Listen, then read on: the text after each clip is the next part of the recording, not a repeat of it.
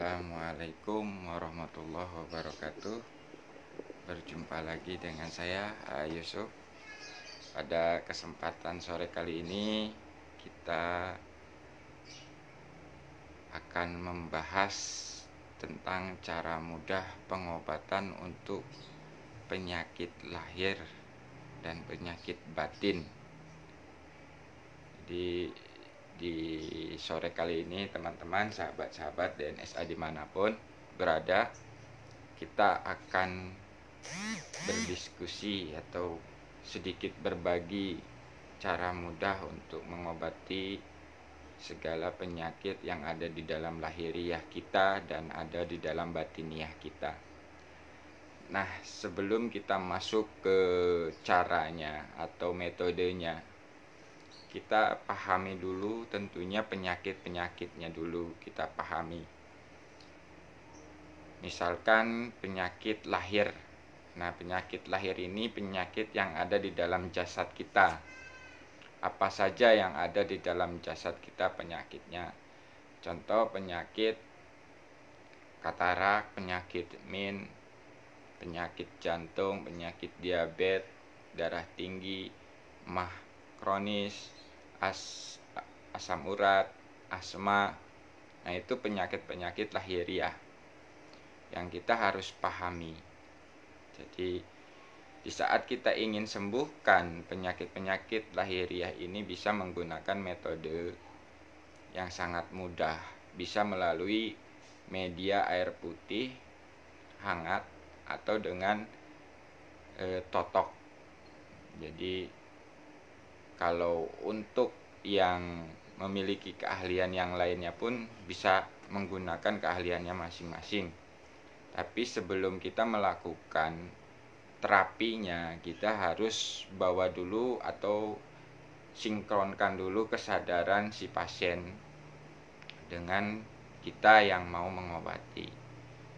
Nah, ini yang saya contohkan cara mudah untuk pengobatan bagi orang lain ya. Orang lain yang sakit, nah kita yang membantu untuk pengobatannya. Jadi yang pertama, kenapa orang itu susah sembuh dari penyakitnya?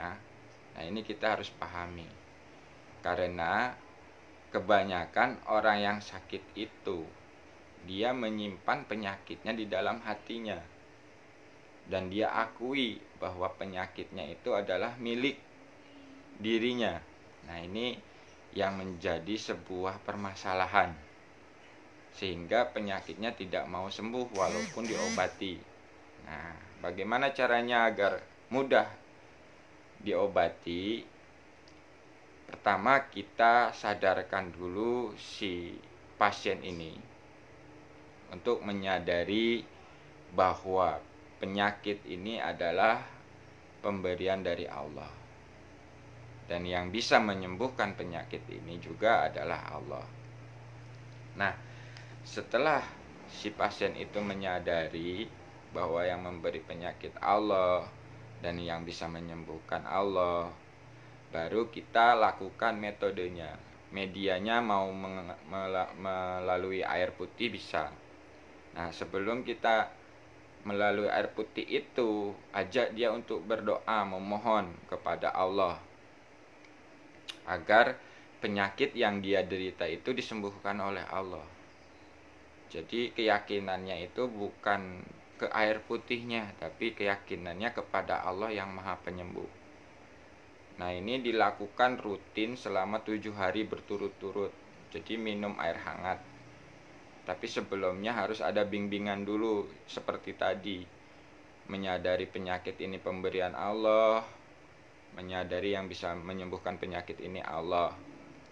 Sehingga dia ikhlas jiwa raganya ini untuk melepas penyakitnya. Nah, kenapa kalau misalkan orang ini enggak cepat sembuh dari penyakit? Ya karena tadi itu, dia tidak bisa melepaskan ikatan penyakitnya itu diakui di dalam hatinya tadi. Tapi setelah nanti itu tidak diakui di dalam hati lalu diobati, maka akan mempercepat kemudahan untuk kesembuhannya. Karena kesembuhan penyakit yang ada dalam tubuh ini tergantung dari pikiran kita juga dan keyakinan kita juga kepada Allah yang Maha Penyembuh. Gitu. Jadi di saat kita diobati walaupun hanya dengan air putih, kalau kita yakin maka akan sembuh. Jadi kuncinya di situ saja, mudah, simpel. Bagaimana cara menuntunnya? Cara menuntunnya gampang. Suruh si pasien ini untuk rileks, santai, jangan tegang. Kalau enggak, kita bimbing dia untuk menarik napas 3 kali. Tarik napas panjang, buang perlahan, tarik napas panjang, buang perlahan. Nah, ini fungsinya untuk apa? Merilekskan tubuhnya.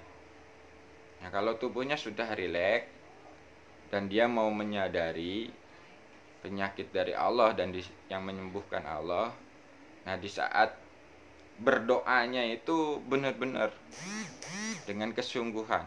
Jadi bukan hanya dengan di mulut. Jadi di saat dia sebelum meminum air putih itu dia minta berdoa dengan bahasa dia sendiri. Nah itu kita cuman bimbing aja. Nah itu dia harus lakukan selama 7 hari berturut-turut. Insya Allah penyakit apapun akan disembuhkan oleh Allah. Nah itu untuk penyakit lahiriahnya. Terus bagaimana, kan suka ada yang berpikir ya tetap harus ikhtiar. Nah kita harus sadari di saat kita berdoa itu adalah sebuah bentuk ikhtiar. Di saat kita minum air putih pun itulah sebuah bentuk ikhtiar.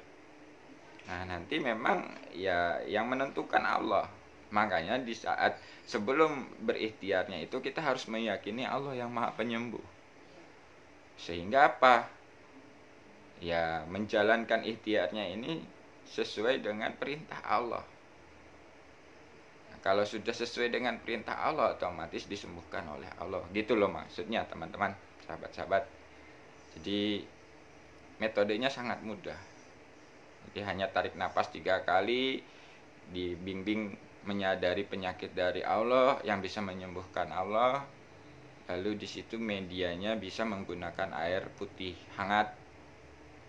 Nah, itu di situ nanti sebelum diminum si pasiennya disuruh berdoa dulu. Nah, di saat berdoanya ini udah penuh dengan keyakinan sehingga doanya ya dikabul oleh Allah untuk penyakitnya disembuhkan. Dan ini kalau kita lakukan terus berulang-ulang itu akan cepat proses pengobatannya dan hingga sampai dengan kesembuhannya. Jadi ini metodenya sangat mudah, simple, dan gratis gitu. Jadi kalau orang yang udah sakit dibebani dengan biaya yang mahal, pasti dia bertambah penyakitnya, terbebani dengan pikirannya memikirkan masalah biaya. Nah, jadi tapi kalau di saat kita bimbing, dia menyadari, dia rileks, tidak terbebani pikirannya dengan masalah biaya, sehingga kesembuhannya akan lebih cepat. Nah, ini istilahnya pengobatan lahir dan batinnya. Jadi lahirnya kita obati dengan media bisa totok, bisa minum jamu, bisa minum jahe, bisa minum air putih. Jadi kalau untuk metode istilahnya pembantunya itu ya bebas, bisa menggunakan media apapun. Yang penting yang awal tadi itu untuk dia menyadari dulu. Nah, insya Allah segala penyakit apapun bisa disembuhkan dengan metode simple yang tadi saya ungkapkan tadi. Jadi di saat seseorang itu sudah menyadari penyakitnya ini adalah pemberian Allah dan yang bisa menyembuhkan Allah, walaupun memang terkadang penyakit ini timbul dari kelalaian diri kita, dari pola makan, pola hidup, dan sebagainya. Jadi itu teman-teman untuk pengobatan penyakit-penyakit yang ada di dalam tubuh kita atau lahiriah kita. Nah, kalau untuk penyakit-penyakit yang ada di dalam batiniah kita atau jiwa kita, ini bisa menggunakan metode 3T. Nah, di saat dia sering punya penyakit hati ini, misalkan apa penyakit hatinya, sombong, pemarah, pendendam, iri, dengki, apalagi ya macam-macam penyakit hati lah. Nah, ini bisa disembuhkan dengan metode 3T. Nah, 3T di sini bukan berarti dalam sebutan, tapi dalam perbuatan.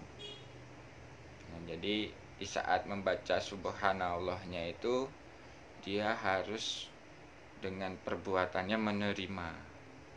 Misalkan contoh, di saat dia suka pendendam sama orang lain, nah, dia itu harus dilatih dengan 3T. Jadi di saat dihina oleh orang lain, sikap dia harus menerima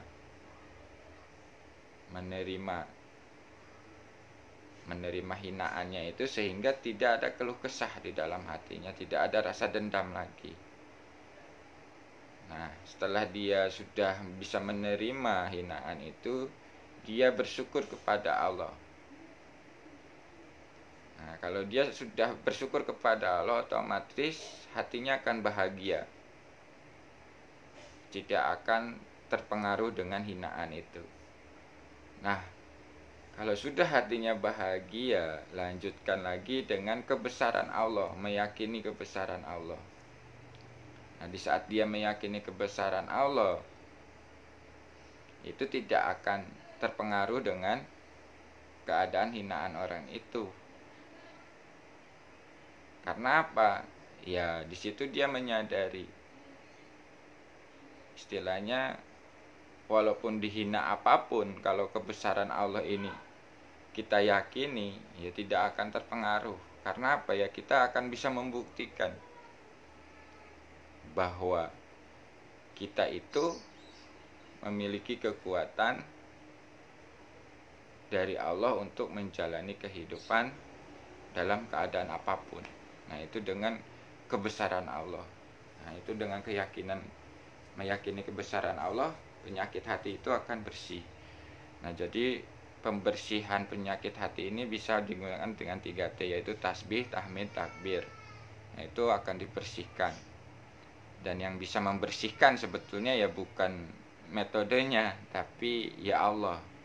Tapi metode ini kita lakukan murni karena Allah. Nah, itu insya Allah penyakit lahiriah dan batiniahnya akan disembuhkan oleh Allah. Nah, itu teman-teman sedikit berbagi.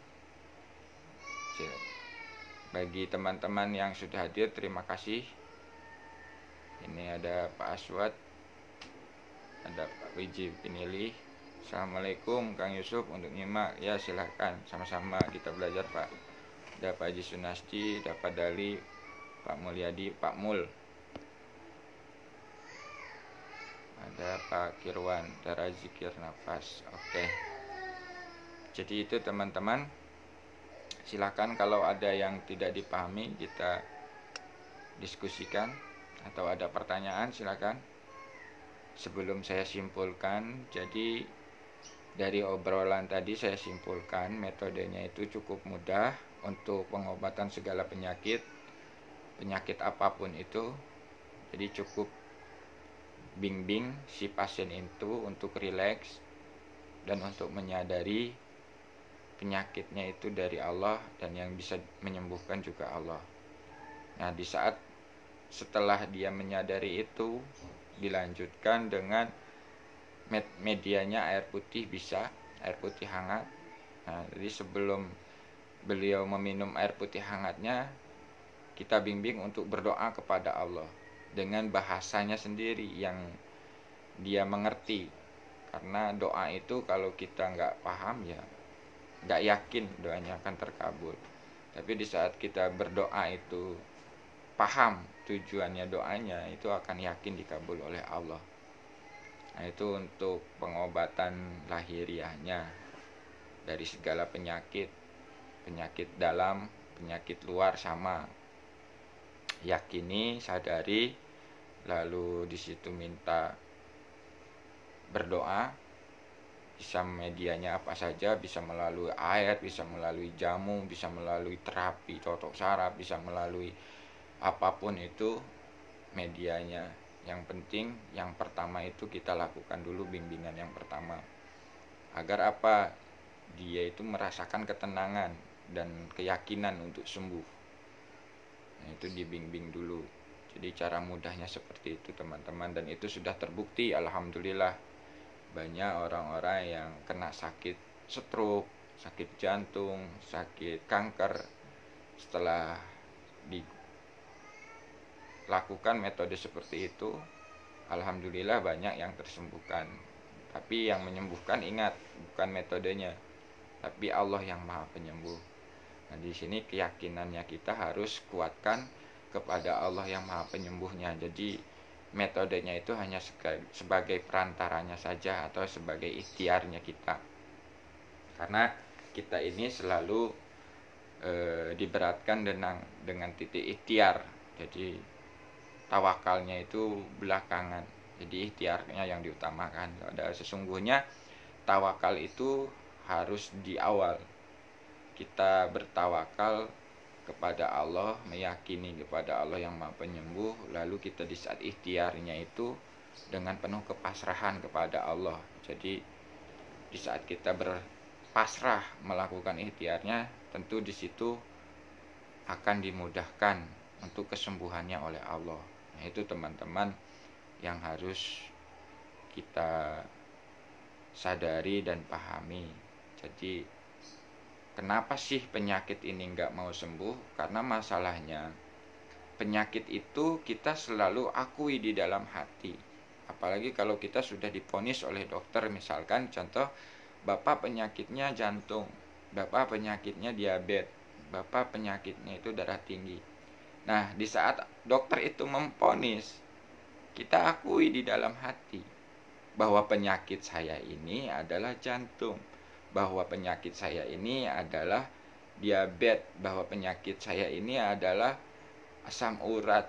Nah, di saat diakui, sehingga apa, penyakit itu sulit untuk sembuh. Nah, jadi diobati tetap, nanti kumat lagi, sembuh kumat lagi, karena masih diakui di dalam hati kita. Nah, yang penting kita bisa melepaskan ikatan dalam hati ini untuk tidak mengakui bahwa penyakit itu milik kita. Kita harus sadari bahwa penyakit itu datang dari Allah, pemberian Allah. Kita kembalikan kepada Allah, dan kita yakini penyakit ini bisa disembuhkan oleh Allah. Nah, kalau sudah ada keyakinan itu, kesadaran itu di dalam jasad kita, di dalam hati kita, di dalam pikiran kita, di dalam jiwa kita, otomatis akan cepat sembuh. Jadi sebetulnya kesembuhan penyakit ini tidak bergantung kepada obat. Karena apa? Obat itu hanya sebagai perantara saja. Yang sangat berpengaruh itu adalah keyakinan. Karena saya banyak menjumpai seseorang yang sakit, tapi keyakinannya yakin untuk disembuhkan oleh Allah, maka cepat sembuh. Berarti kan di situ saya menyaksikan bahwa yang menyembuhkan penyakitnya itu bukan obatnya, tapi keyakinan dirinya kepada Allah yang Maha Penyembuh, sehingga Allah sembuhkan. Nah, jadi bagi teman-teman, sahabat-sahabat yang memiliki saudara atau handai tolannya yang sedang sakit parah, coba bimbing mereka untuk menyadari penyakit ini pemberian Allah dan yang bisa menyembuhkan Allah. Suruh rileks, berdoa kepada Allah. Nah, di saat dia rileks berdoa, itu dia akan yakin doanya akan dikabul. Dan di saat dirinya itu meyakini doanya akan dikabul, maka kun payakun Allah pun turun, akan datang. Nah, di situ teman. Jadi banyak yang terjebak, dia mengakui penyakitnya itu milik dirinya sehingga tidak mau sembuh. Diobati kumat lagi, diobati kumat lagi, karena masih disimpan di hati. Nah, kalau kita sudah lepas di hati ini, tidak memiliki penyakit lagi, otomatis insya Allah akan sehat lahir dan batin. Ada yang mengatakan bahwa penyakit batin ini yang lebih parah karena bisa menimbulkan juga efek sampingnya ke jasad. Memang betul, di saat orang pemarah itu akan berdampak kepada penyakit istilahnya jantung. Di saat orang ini banyak berpikir, akan berdampak penyakit kepada lambung. Nah, bagaimana di saat kita untuk menyembuhkan penyakit batin kita ini? Nah, kita sadari juga yang memberikan penyakit batin ini Allah, yang bisa menyembuhkan penyakit batin ini Allah. Nah, di saat itu kita gunakan metode yang namanya berzikir. Berzikir subhanallah, alhamdulillah, Allahu akbar. Itu akan membersihkan hati kita. Atau ditambahkan dengan kita beristighfar, minta ampun kepada Allah, sehingga dibersihkan hati kita oleh Allah. Nah, jadi di saat sebelum melakukannya itu kita harus menyadari dulu gitu loh teman. Agar apa? Agar ada reaksinya, agar ada manfaatnya gitu. Apapun metodenya, kalau kita nggak menyadari dulu bahwa itu dari Allah dan yang bisa menyembuhkan Allah, itu akan menjadi sebuah proses yang lama dan akan berulang-ulang dan akan merasakan kekecewaan. Makanya sekarang sistem yang saya terapkan dalam pengobatan alternatif saya bukan untuk terapi. Maksudnya kalau untuk terapi itu kan dia harus jangka panjang. Nah, jadi saya menawarkan terapi ini hanya sebagai sarana, alat untuk kesembuhannya. Jadi dia tidak bergantung kepada terapi, tapi bergantung kepada Allah yang Maha Penyembuh. Sehingga di saat diterapinya itu, sekali terapi pun bisa sembuh, karena keyakinan dirinya kepada Allah yang Maha Penyembuh. Di saat keyakinannya kuat, sekali minum obat pun bisa sembuh. Nah, ini yang harus diterapkan. Walaupun tidak sembuh, di saat mereka itu sudah menyadari, itu tidak akan tersiksa keadaan sakitnya, maka akan tenang, akan nyaman gitu. Nah, di situ akan timbul rasa bersyukur terus di saat sudah menyadari. Dia menyadari misalkan tubuhnya terasa sakit gini-gini, dia akan bersyukur dengan tafakur. Mungkin tubuh saya ini terlalu dipaksa untuk kerja keras sehingga Allah memerintahkan saya untuk istirahat melalui penyakit ini. Nah, ini akan timbul hal-hal seperti itu teman. Jadi sebetulnya semua penyakit itu disertai kesembuhannya. Jadi bukan berarti nggak ada penyakit yang tanpa ada obatnya. Semua penyakit itu ada obatnya. Kalau kita mau menyadari Allah yang Maha Penyembuh. Terus bagaimana dengan misalkan pasiennya ini berbeda keyakinan dengan kita? Kita arahkan kepada Tuhan yang dia yakini agar disembuhkan Tuhannya. Nah, di saat kita mau menolong itu kan gak bisa kita memilih-milih bahwa kita ini khusus untuk orang Islam. Gak bisa. Kalau sebagai profesinya kita ini istilahnya terapis, pelayan di bidang jasa pengobatan. Nah, ini kita gak bisa memilih-milih. Harus kita melayani semua umat manusia dari kalangan apapun. Nah, di sini kita harus menyadari teknik-teknik seperti ini perlu kita kuasai agar apa? Memudahkan. Karena banyak orang yang sedang sakit ini stres, ya malah tambah penyakit. Apalagi di saat dia sakit memikirkan biaya pengobatan, malah tambah penyakit. Nah, jadi kita gunakan yang mudah, yang simple ini, tapi ada manfaat bagi orang lain. Insya Allah kalau diaplikasikan, diamalkan, itu akan terbukti. Dan ini sudah saya alami, sudah saya lakukan. Separah apapun penyakitnya, di saat kita meyakini Allah yang Maha Penyembuh dan mengikuti terus step by step dan petunjuknya, ya akan sembuh dan sudah terbukti. Gitu. Jadi bukan meremehkan pengobatan-pengobatan yang lain, tapi ini saya berbagi cara mudah. Kalau jenengan mau terima ya silahkan diaplikasikan. Kalau tidak mau terima pun tidak masalah. Karena sesungguhnya sebuah keilmuan itu akan bermanfaat di saat setelah kita aplikasikan dalam kehidupan. Jadi kalau kita tahu ilmu apapun tapi nggak pernah kita praktekkan, nggak pernah kita aplikasikan, otomatis tidak ada kemanfaatan dari ilmu itu. Nah, walaupun sedikit, walaupun sepele, tapi kalau kita aplikasikan dan kita yakin dalam mengamalkan, akan ada hasil dan akan ada faedahnya bagi diri kita dan orang lain. Itu teman-teman. Oke, ada pertanyaan atau ada yang kurang paham, silakan dipertanyakan teman-teman, kita diskusikan. Ini alhamdulillah Pak Kamai Gresik hadir ya, alhamdulillah. Bu Eliati, Akbar Guntur, Papua hadir, alhamdulillah. Pak Hanapi Arman, alhamdulillah.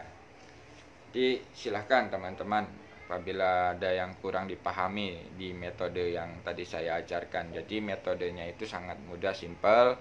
Tarik napas 3 kali agar rileks tubuhnya. Setelah itu dia harus menyadari penyakit dari Allah yang bisa menyembuhkan Allah. Dan selanjutnya medianya bisa menggunakan air hangat. Jadi media air hangat ini pun untuk segala penyakit. Jadi sebetulnya di sini yang mengobatinya bukan air hangatnya, tapi meyakini Allah yang Maha Penyembuh. Di saat kita yakin dengan Allah yang Maha Penyembuh, medianya walaupun cuma hanya air hangat bisa sembuh, gitu loh maksudnya.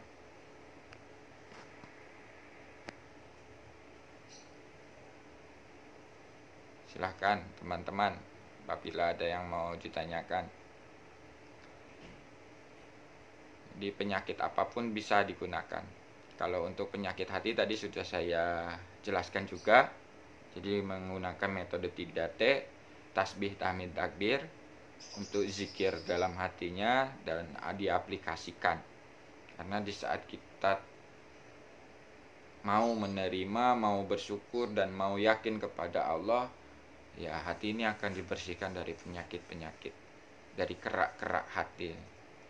Ya memang terkadang ya penyakit itu selalu ada, tapi di saat kita menyadari, insya Allah akan cepat sembuh penyakitnya gitu. Silahkan kalau ada pertanyaan. Kalau tidak ada, ya kita lanjutkan lagi obrolannya.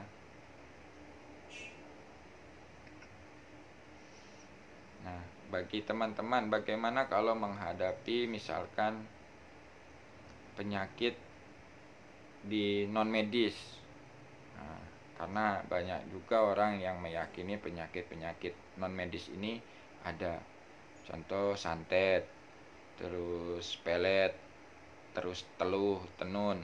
Nah, ini sesungguhnya justru lebih mudah mengobati orang-orang yang terkena penyakit seperti ini. Nah, di saat kita ketemu dengan pasien yang merasa dirinya kena santet, kena teluh, itu kita tinggal membersihkan dulu keyakinan dia pada santet itu. Jadi kita harus berikan pemahaman bahwa Allah itu kekuatannya melebihi dari dukun santet. Karena dukun santet itu kekuatannya diizinkan oleh Allah, sedangkan Allah yang menciptakan kekuatan yang ada di dalam dukun santet itu. Nah, di saat setelah kita pahamkan seperti itu, otomatis akan terbuka kesadarannya, keyakinannya, jiwanya itu akan menyadari, oh iya ya. Akhirnya apa? Dia akan melawan penyakit yang ada di dalam tubuhnya dengan keyakinan Allah yang Maha Penyembuh.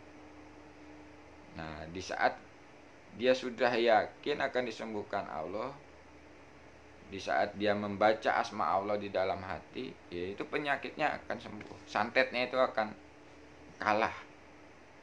Karena dukun-dukun santet itu ya kekuatannya terbatas. Kita harus meyakini Allah yang Maha Kuat. Nah, gitu loh teman. Jadi gak usah ribet-ribet kita baca ayat ini, baca itu, atau melakukan pemotongan hewan ini, hewan itu, ndak usah. Cukup sadari saja, walaupun penyakitnya santet apapun itu, yo sadari bahwa itu dari Allah. Dan orang yang menggunakan jasa-jasa dukun itu ya diizinkan Allah. Nah, gitu. Setelah kita menyadari itu, ya udah kita pasrah ke Allah, minta petunjuk Allah, maka akan disembuhkan oleh Allah.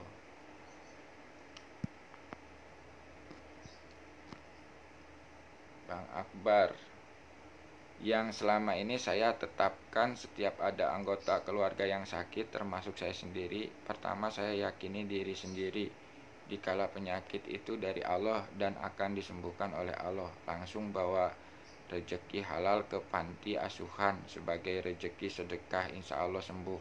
Alhamdulillah. Nah, itu metode pun bagus juga Bang Akbar. Ya, tapi di saat melakukannya harus karena Allah. Jadi yang menyembuhkan itu bukan sedekahnya, tapi Allahnya. Jadi sedekah itu hanya sekedar alat saja. Kalau diibaratkan kita minum obat gitu. Jadi perantaranya saja. Jangan yakini sedekahnya yang menyembuhkan, kita harus meyakini Allahnya. Bagus, lanjutkan itu Bang Akbar. Alhamdulillah, bagus itu. Dengan metode seperti itu pun bagus. Menanamkan keyakinan itu gimana? Gini, kalau mau mudah menanamkan keyakinan kepada Allah, kita mohon kepada Allah di dalam hati kita, ya Allah, berikanlah aku keyakinan yang kuat kepadamu ya Allah. Nah, setelah kita bicara itu, kita aplikasikan dalam kehidupan. Di saat kita mau melakukan apapun, itu niatkan karena Allah. Misalkan mau bekerja karena Allah, mau makan karena Allah, mau mandi karena Allah, mau ibadah karena Allah, mau apapun itu harus karena Allah. Nah, di situ nanti akan keyakinannya akan kuat kepada Allah. Kalau itu udah sering kita latih, itu akan tumbuh. Jadi awal pertamanya kita minta dulu ke Allah, ya Allah berikanlah aku kekuatan atau keyakinan yang kuat kepadamu ya Allah dalam kehidupan. Nah, setelah kita bicara, berdoa lah istilahnya, meminta lah gitu kan. Nah, itu kita aplikasikan di segala niat kita, itu harus karena Allah, sehingga di situ akan timbul keyakinan kepada Allah yang kuat.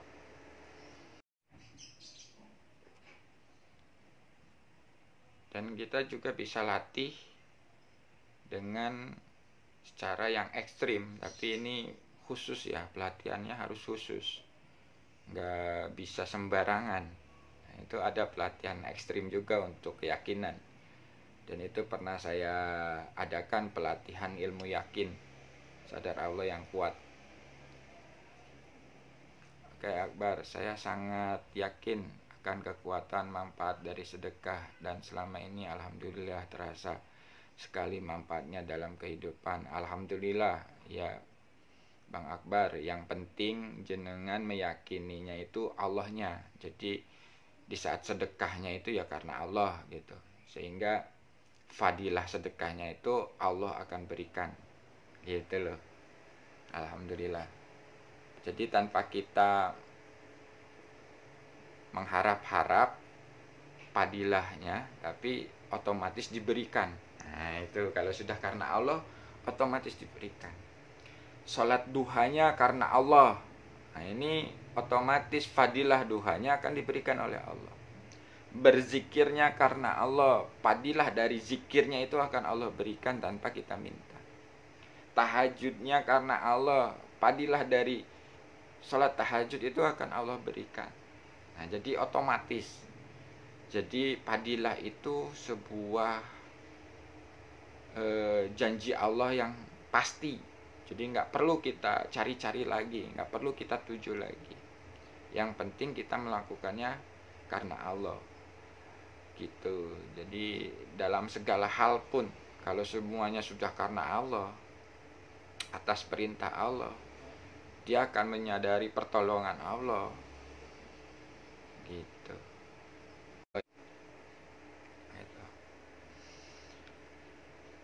Jadi itu teman-teman obrolan kita sore kali ini. Barangkali ada yang mau ditanyakan lagi, silakan, atau kita diskusikan. Pamit dulu ya waktu berbuka puasa buat Jayapura. Oh ya silahkan, apa selamat berbuka untuk kawasan Jayapura dan sekitarnya. Oke. Denny Kaca, alhamdulillah sudah hadir Pontianak. Jadi itu teman-teman, semuanya tadi sudah saya bahas. Jadi metodenya sangat mudah untuk penyembuhan segala penyakit itu. Cukup kita bimbing pasiennya itu untuk rileks, tarik nafas 3 kali. Setelah rileks, kita bimbing dia untuk menyadari bahwa penyakit itu dari Allah dan yang bisa menyembuhkan Allah.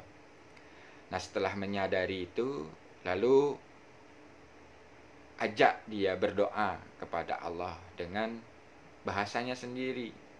Jadi doanya itu yang dia pahami. Agar apa? Di saat dia doa, kalau menggunakan bahasa yang dia pahami, akan yakin doanya itu akan dikabul oleh Allah.